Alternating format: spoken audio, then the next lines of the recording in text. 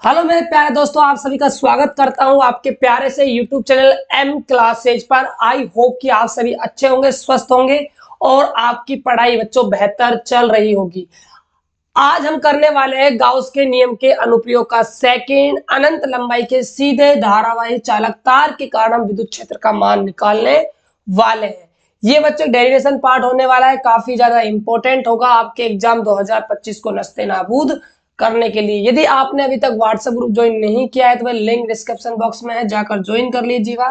साथ के साथ ऐप भी इंस्टॉल कर लीजिए, एम क्लासेज के नाम से है, प्ले स्टोर पर जाकर वहां पर आपको सभी क्लासों को जो पीडीएफ है बच्चों फ्री में मिल जाएगा। तो स्टार्ट करते हैं आज का लेक्चर। देखिएगा, ध्यान से समझिएगा बच्चों अच्छे से। हेडिंग काफी ज्यादा इंपॉर्टेंट है 2025 के एग्जाम के लिए। देखिए, मैंने आप सभी को फंडा बता रहा था, जितनी भी डेरिवेशन होती है, डेरिवेशन करने के दो तरीके हैं, एक तो आसान तरीका है, एक हार्ड तरीका है। लेकिन मैं आपको यूज कराता हूं हमेशा आसान तरीका, और आप भी आसान तरीका करना पसंद करोगे। आसान तरीके ये है, जैसा डेरिवेशन में कहा है उसका आप डायग्राम बना लीजिए। जब आपका डायग्राम बनकर तैयार हो जाएगा तो समझ लीजिए आपका 60 से 70% क्वेश्चन सोल्व हो गया है।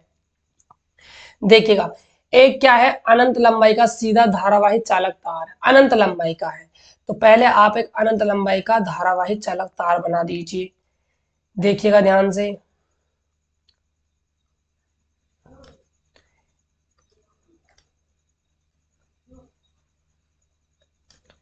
ये आपका अनंत लंबाई का है, तो ऊपर भी इसकी लंबाई जा रही होगी और नीचे भी इसकी लंबाई आ रही होगी। ये अनंत लंबाई का है ना। तो ये हमने एक तार अनंत लंबाई का मान लिया। इस तार जो लंबाई है वो मान के चलिए कितनी है भाई, एल है।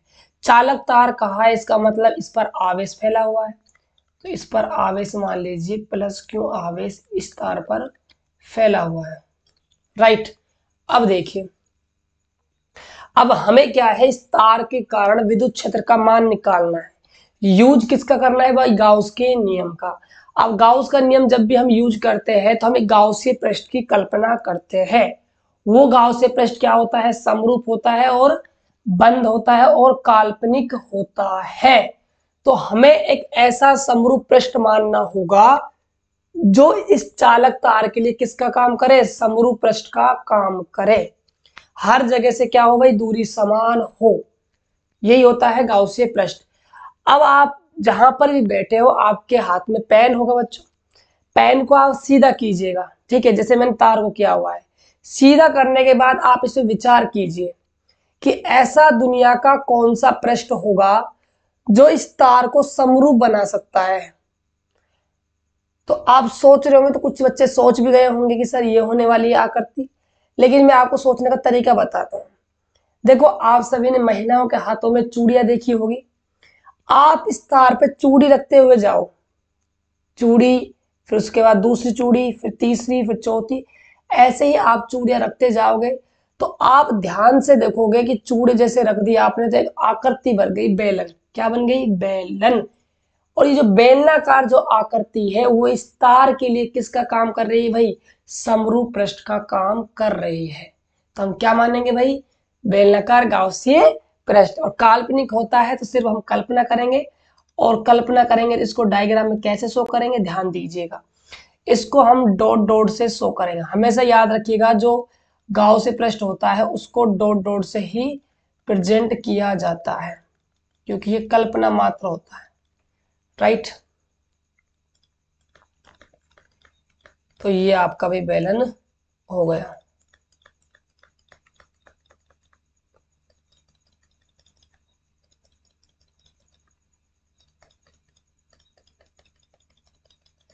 ये आपका बेलन हो गया। राइट। अब देखिएगा ध्यान से, जो भी हमने काम किया है एक बार उसकी थोड़ी सी हम बच्चों हिंदी लिख देते हैं ना। और हिंदी लिखना एग्जाम में कंपलसरी है, लिखोगे तभी आपको भाई नंबर मिलेंगे, अन्यथा आपको एग्जामिनर नंबर नहीं देगा। अब देखिएगा, यहां पर लिखना है कि चालक तार के कारण विद्युत क्षेत्र की तीव्रता ज्ञात करने के लिए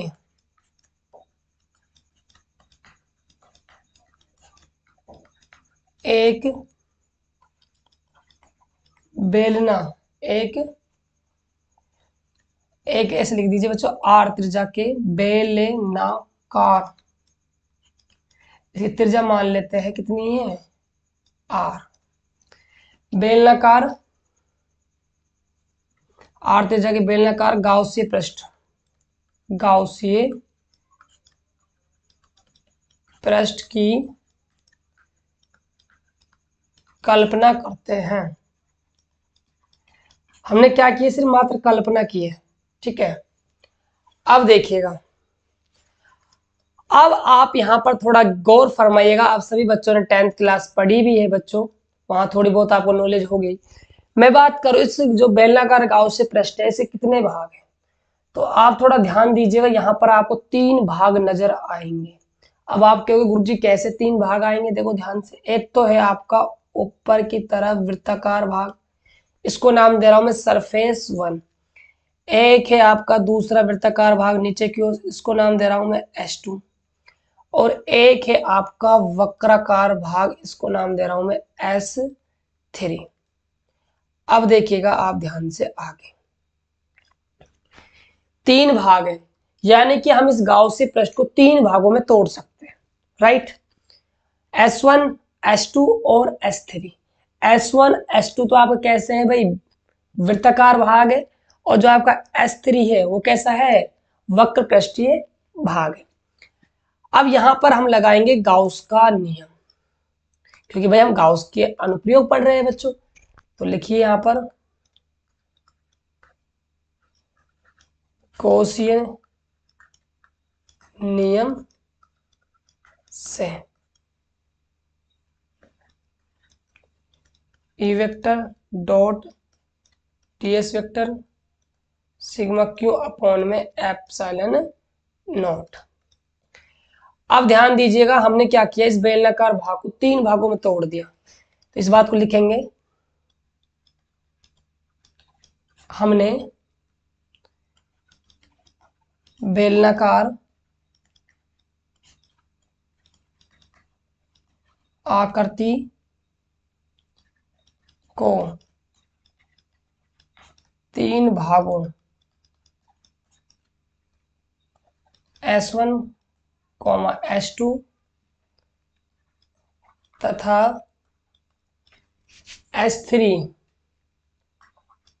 में विभाजित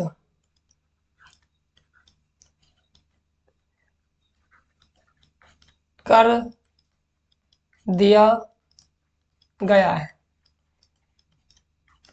3 भागों में विभाजित कर दिया गया है।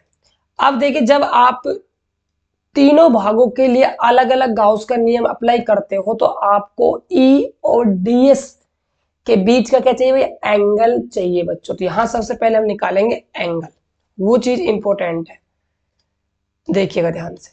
बात की जाए S1 पृष्ठ के लिए, तो S1 पृष्ठ के लिए जो आपका S1 वेक्टर होगा वो तो कहाँ की तरफ होगा भाई, आपका ऊपर की तरफ होगा, क्योंकि हम सब जानते हैं कि जो क्षेत्रफल सदिश होता है वो हमेशा सतह क्या होता है भाई, लंबवत होता है। तो ये तो आपका ऊपर की तरफ हो जाएगा। बात की जाए एक ही डायरेक्शन की, तो प्लस आवेश क्या करता है, हमेशा धक्का देता है। तो तार के कारण जो विद्युत क्षेत्र दिशा होती है बच्चों, वो इधर की तरफ होती है ई वेक्टर। तो तार है ना, तार, उसके कारण विद्युत क्षेत्र की दिशा की जो डायरेक्शन है बच्चों, यहाँ होने वाली है। इसको आप कॉमन सेंस की बात, इसको आपको याद ही रखना पड़ेगा, ठीक है।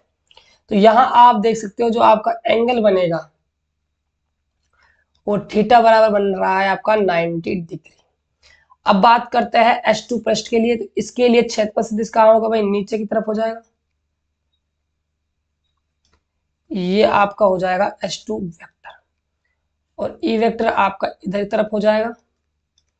तो यहां ध्यान दीजिए, कोण कितना बन रहा है आपका, 90 डिग्री कोण आपका बन रहा है, राइट।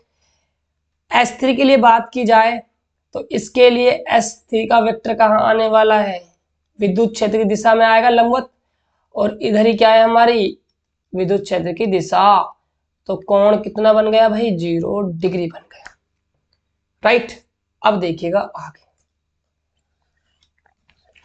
अब मैं इन कोणों के बारे में लिखता हूं। देखिए S1 पृष्ठ के लिए जो E वेक्टर तथा DS वेक्टर है, हम कहेंगे S1 वेक्टर जो है वो क्या है, परस्पर भाई लंबवत है। S1 पृष्ठ के लिए E वेक्टर व S1 वेक्टर क्या है भाई, परस्पर लंबवत है, कह सकते हैं हम, अर्थात थीटा कितना भाई 90 डिग्री है। S2 पृष्ठ के लिए क्या है, पृष्ठ के लिए E वेक्टर व S2 वेक्टर क्या है भाई, परस्पर लंबवत है। तो हम कह सकते हैं कि अर्थात थीटा कितना है, यहाँ पर भी 90 डिग्री है। और जो S3 पृष्ठ है उसके लिए जो E वेक्टर है और जो हमारा S3 वेक्टर है वो क्या है, परस्पर एक ही दिशा में है, एक ही दिशा में है। तो हम कह सकते हैं कि जो अर्थात यहाँ जो थीटा बन रहा है वो क्या है हमारा 0 डिग्री होगा। अब देखिए ध्यान से, गाउस के नियम से क्या है भाई, क्लोज समाकलन ई वेक्टर डॉट में डीएस वेक्टर बराबर में सिग्मा क्यू अपॉन में एप्सिलॉन नॉट। अब देखिए जो हमारा सिग्मा क्यू है, कुल चार्ज जो है वो कितना है, क्यू है। अब हम क्या करेंगे, जो हमारा ये गाउसी पृष्ठ है इसको हम 3 भागों में तोड़ सकते हैं। अब देखिए ये जो समाकलन यूज किया गया है ये तो बंद के लिए, लेकिन अब आपने 3 भागों में अलग अलग तोड़ दिया, तो आपने क्या किया, इस बेलनाकार गाउसी पृष्ठ को आपने खोल दिया। तो खोलोगे आप तो ओपन हो गया। तो देखो एक तो आपने तोड़ा है किसमें, S1 में, E S1 cos theta plus एक तोड़ा है आपने S2 में, E S2 cos theta plus एक आपने तोड़ा है S3 में, E S3 cos theta equal to, कुल आवेश क्यों है तो क्यों आ जाएगा अपॉन में एप्सिलॉन नॉट आ जाएगा। अब देखिएगा ध्यान से, देखो बात की जाए E और S1 के बीच का जो कोण है थीटा वो कितना था भाई, 90 डिग्री था। तो आप यहाँ पर 90 रख दीजिए, E S1 cos 90 degree plus S2 E S2 cos, यहाँ भी एंगल कितना है 90 डिग्री। बात की जाए S3 के लिए तो E S3 cos कितना है theta 0 degree equal to Q upon में एप्सिलॉन नॉट हो जाएगा। आगे देखिएगा, आप सभी को बच्चों पता होना चाहिए कि कोस जो 90 डिग्री होता है उसकी वैल्यू रहती है 0, और जो कोस 0 डिग्री होता है उसकी वैल्यू होती है 1। तो यहां से ये भी 0 हो जाएगा प्लस ये भी 0 प्लस S3 यहां पर आ जाएगा E S3 equal to Q upon में एप्सिलॉन नॉट। अब देखिए ध्यान से, यहां हमें जो समाकलन करना है वो सरफेस थर्ड का करना है। तो जो इसके अंदर है सरफेस थर्ड को छोड़कर सारी चीज क्या किसका काम कर रही है भाई, कांस्टेंट का काम कर रही है। ठीक है, तो यहां से आपका E तो आ जाएगा बाहर, अंदर क्या बचेगा S3 क्यू अपॉन में एप्सिलॉन नॉट। अब हमें जो समाकलन करना है वो S3 सरफेस का करना है।